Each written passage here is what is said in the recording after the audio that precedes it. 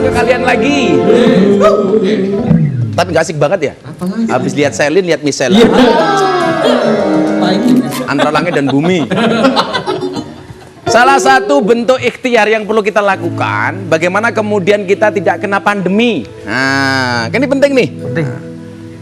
Kita butuh ikhtiar supaya kemudian semua orang tidak harus terjangkit pandemi seperti terjangkit COVID seperti Pak Dino dan Mbak Selin. Maka yang perlu kita lakukan, satu, Allah mengatakan dalam Al-Quran, Innallaha yuhibbut tawwabina wa yuhibbul mutatahhirin. Allah itu mencintai orang yang bertaubat dan orang-orang yang mensucikan diri. Makanya sekarang kita hidup di satu zaman di mana orang kentut lebih dihargai daripada orang batuk. Nah, ya kan? Begitu orang kentut, wah, gitu. Lari semua. Gitu. Makanya kita harus banyak mensucikan diri, termasuk kebiasaan mencuci tangan. Kita ikhtiar supaya badan kita sehat dengan makan yang baik dan halal, yang bergizi, yang halal. Kalau anak-anak kepo band ini makan enak atau enggak enak itu bukan tergantung yang dimakan. Apa tuh? Tergantung bayar atau gratis. Kemudian yang selanjutnya adalah kita juga perlu berikhtiar, berolahraga. Makanya ingat, Nabi Muhammad itu usianya 63 tahun, dia hanya sakit 2 kali. Itu pun sakitnya hanya puskesmas. Puskesmas? Pusing keselio masuk angin.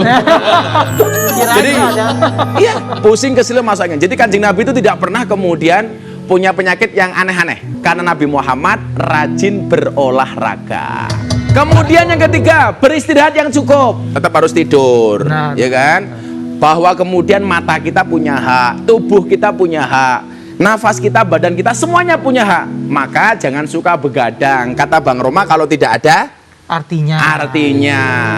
Kemudian yang keempat, tentunya banyak berdoa kepada Allah Subhanahu wa Ta'ala, semoga diberikan kesehatan sehingga menjalankan hak Allah atas hambanya. Itu ikhtiar-ikhtiar kecil yang bisa kita lakukan supaya kita sehat. Kita kembali ke bintang tamu kita yang luar biasa, Selin dan Dino Patijalal. Wah, izin Bapak, waduh, gak enak saya wirawiri saya ini. Pak, ini kan beberapa negara sudah melakukan suntik vaksin, termasuk di Indonesia. Kita lihat fotonya. Coba saya mau tanya sama anak-anak band tuh, lebih baik divaksin atau diasin? Vaksin dong. Makanya menurut saja divaksin, jangan diasin. Buat Pak Dino, ini dia grafisnya. Kita lihat. Nah, apakah diplomasi vaksin akan menjadi tantangan utama politik luar negeri Indonesia dalam 2 tahun ke depan? Pak, kenapa 2 tahun, Pak? Prediksi Bapak? Karena dalam 2 tahun itulah vaksin-vaksin akan sudah di approve ya oleh WHO dan akan diproduksi secara massal.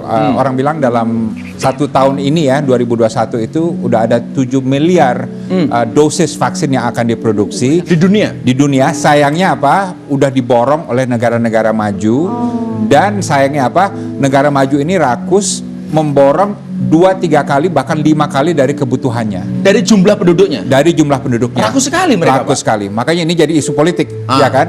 Karena negara-negara miskin yang nggak punya duit dan nggak punya akses, nggak bisa berdiplomasi, mereka bilang, kami gimana? Kami kan juga manusia, masa yang kaya yang dapat, ya kan? Negara yang punya duit yang bisa beli yang dapat gitu. Makanya sekarang ini perlu ada suatu pengaturan internasional di mana semua bisa dapat akses yang sama, right? Dan, Pak Dino ini kan pernah menjadi duta besar di Amerika. Bagaimana pandangan dunia sih Pak terhadap posisi Indonesia hari ini? Pandangan bagus, tentu. Jadi kalau Amerika itu jumlah COVID-19-nya luar biasa tinggi, kalau nggak salah udah 15 juta ya. Kalau kita kan masih sekitar 1,5 juta ya. Walaupun ini masih lebih rendah dari yang sebenarnya tentu ya. Tapi juga kita pertumbuhan ekonominya tahun ini itu akan diperkirakan 4,5%. Jadi menjadi salah satu negara yang bangkitnya tuh lebih cepat dari negara-negara lain gitu ya. Dan saya kira dan kita juga posisi bagus karena dari percaturan global vaksin kita menjadi salah satu pemimpin karena Ibu Menlu menjadi wakil presiden dari organisasi namanya COVAX. Ya, yang mencoba mendistribusikan secara adil kepada seluruh penduduk. Oke. Sekarang ke Selin. Selin 2 kali. Yang kedua itu gejalanya apa, Selin? Sebenarnya yang kedua kali aku kena itu nggak separah seperti yang awalnya ya. Jadi yang awalnya itu memang pertama kali kena lebih berasa kayak ada meriangnya, tapi itu juga cuma 1 hari sih ngerasain sakitnya itu. Tapi di saat kedua kali kena itu malah nggak ada gejala apapun sama Malah nggak ada sekali. gejala. Yang kedua itu sampai dinyatakan negatif berapa lama, Selin? Lebih cepat daripada yang pertama. Yang pertama itu sekitar 10 hari ya mungkin ya kurang lebihnya. Kalau yang kedua itu cuma 4 hari apa 5 hari. Karena kan Langsung aku negatif? Aku kan sering banget tuh. Jadi 3 hari sekali swab. 3 hari sekali swab. Meskipun aturannya kita tuh harusnya swab hari ke-10 atau ke-14. Hari ketiga kamu udah swab? Udah swab Karena aja nggak sendiri. sabar aja ya? Iya nggak sabar aja. Ini kan dua-duanya pernah pengalaman COVID, Pak ya.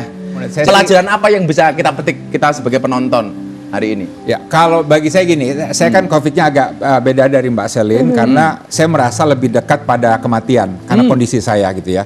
Karena ada parah gejalanya, Pak ya? Ya, pertama kalinya saya merasa mungkin ajal akan dekat. Nah, jadi melihat jadi yang saya pikirkan gini, saya kok belum siap untuk ngurus anak-anak saya kalau saya lewat gitu.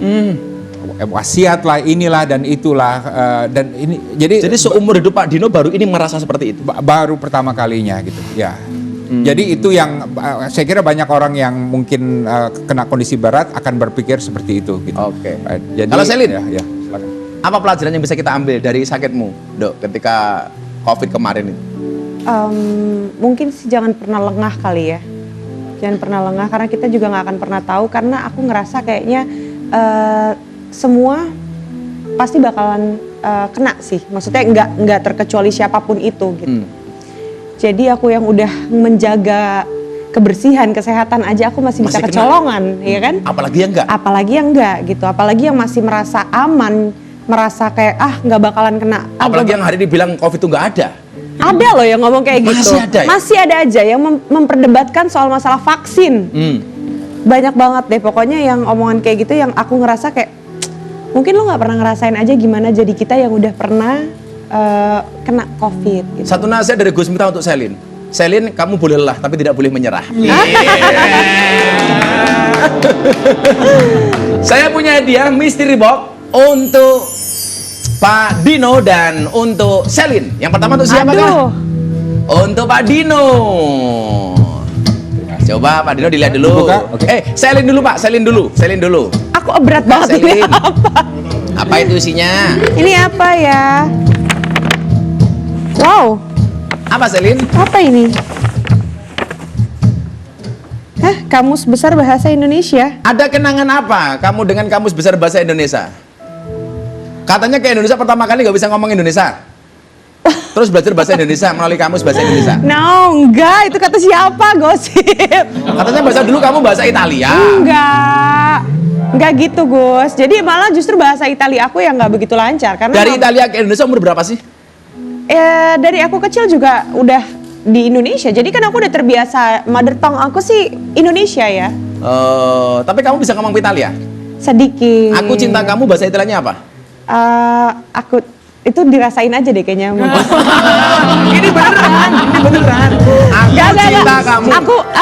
Aku nggak terlalu jago bahasa Itali juga. Ya masa aku cinta kamu nggak bisa? Nggak bisa. Nggak bisa ya? Nggak. Aduh, memang Nanti itu di sih. WhatsApp aja deh. Iya.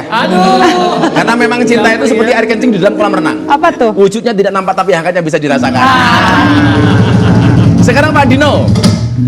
Dibuka Pak Dino. Mohon izin. Oh, Kok dendeng kok balado? tahu ya? Ada apa? Ada cerita apa dengan dendeng balado, Pak Dino? Ini makanan favorit saya dan ini gaji saya karena sekarang membantu Pak Sandiaga Uno. Serius gajinya cuma dendeng? Gajinya dan benar dikirim beliau setiap bulan ke rumah saya. Dua bungkus. Gajinya dendeng atau dolarnya sebungkus dendeng? Oh. Saya sengaja bilang nggak mau digaji uang karena bener-bener saya nggak butuh uang, saya hanya butuh dendeng balado. Wah, luar biasa, nggak butuh uang. Makanya saya juga sama, Pak. Saya punya prinsip waktu adalah uang. Ya. Makanya kalau istri saya minta uang, saya kasih waktu. Nggak gitu juga Gus. Dan Ternyata Pak Dino dikasih gaji dendeng oleh Mas Sandiaga Uno. Luar biasa. Luar biasa. Saya nggak Jangan sharing nggak kemana- apa-apa kan ya? Kenapa? Ini untuk saya harus. sharing-sharing. Oh jangan. Pekerjaan saya pertama sebagai tukang cuci piring dan janitor cleaning service.